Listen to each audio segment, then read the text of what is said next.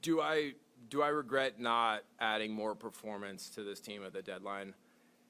I don't think I've ever gone through a deadline completely satisfied with the results. It's a really difficult challenge, and I think this deadline is another deadline when I wasn't completely satisfied with the results. However, do I regret not pulling the trigger on the deals that we had access to at the deadline? I don't, and I'll tell you why.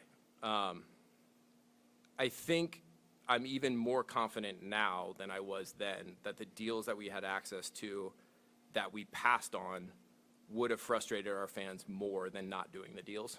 It's really tough in my job right now because I can't share the exact deals for obvious reasons, but I can share some details that hopefully are pretty illuminating.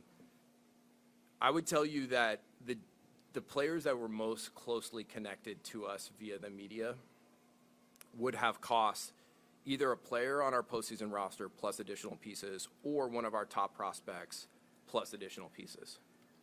In some cases, with those deals that were most closely connected to us, those players that were most closely connected to us,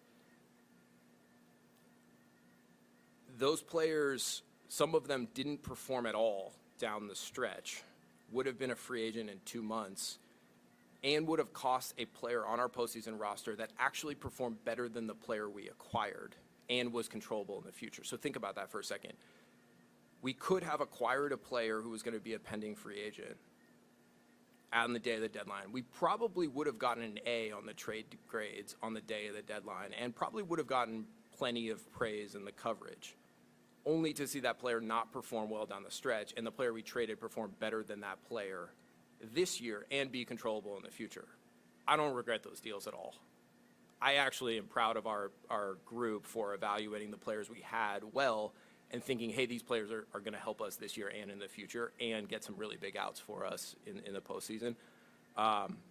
So those are my feelings on like whether there's any sense of regret on the deals. I think the subtext of the point I'm trying to make here is, in my job, I gotta operate in actual markets. I can't get caught up in hopes and wishes or theoretical markets. If there are players that, anyone in this room thinks that we had access to for a reasonable return and we should have pulled the trigger on, like, you should criticize me. I deserve that criticism and I should learn from that criticism. But criticizing us for not acquiring a top of the rotation starter or a controllable middle of the order bat when none were moved at the deadline, I don't think is fair or constructive.